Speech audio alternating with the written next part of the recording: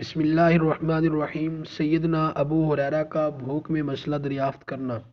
سیدنا ابو ہریرہ رضی اللہ تعالیٰ عنہ فرماتے ہیں کہ تم لوگ اس وقت تک ہماری حالتیں دیکھتے کہ ہم میں سے بعضوں کو کئی وقت تک اتنا کھانا نہیں ملتا تھا جس سے کمر سیدھی ہو سکے۔ میں بھوک کی وجہ سے جگر کو زمین سے چپٹا دیتا اور کبھی پیٹ کے بل پڑا رہتا تھا اور کبھی پیٹ پر پتھر باندھ دیتا تھا۔ ایک مرتبہ میں راستے میں بیٹھ گیا جہاں کو ان حضرات کا راستہ تھا۔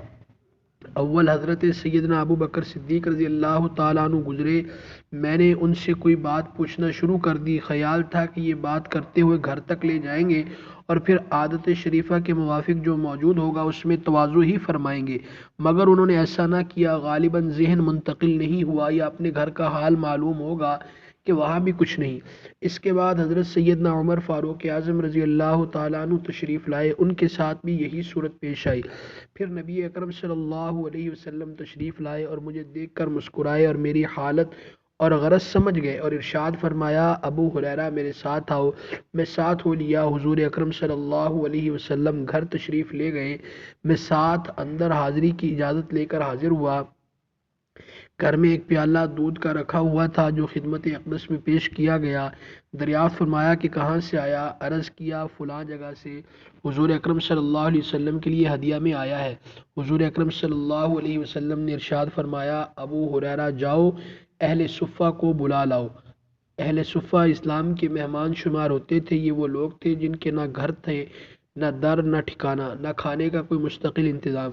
ان حضرات کی مقدار کم و بیش ہوتی رہتی تھی، مگر اس قصہ کے وقت 70 تھی۔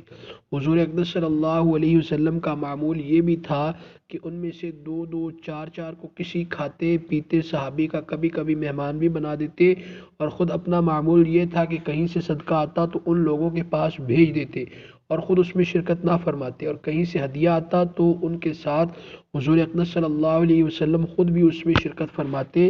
حضور صلی اللہ علیہ وسلم نے بلانے کا حکم دیا۔ مجھے گراں تو ہوا کہ اس دودھ کی مقدار ہی کیا ہے جس پر سب کو بلا لاؤں۔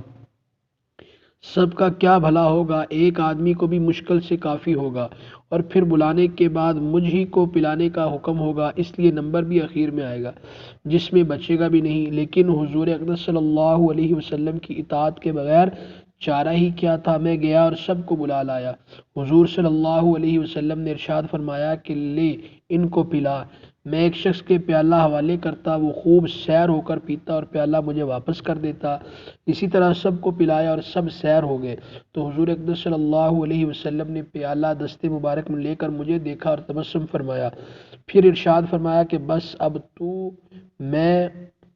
اب تو میں اور تو ہی باقی ہیں۔ میں نے عرض کیا کہ بے شک۔ فرمایا کہ لے پی۔ میں نے پیا۔ ارشاد فرمایا اور پی۔ میں نے اور پیا۔ بالآخر میں نے عرض کیا یا رسول اللہ صلی اللہ علیہ وسلم اب میں نہیں پی سکتا۔ اس کے بعد حضور صلی اللہ علیہ وسلم نے سب کا بچا ہوا خود نوش فرمایا۔ سبحان اللہ، یہ برکت ہے۔ اللہ تعالی ہمیں بھی نبی پاک صلی اللہ علیہ وسلم کی برکات میں سے حصہ نصیب فرمائے، آمین۔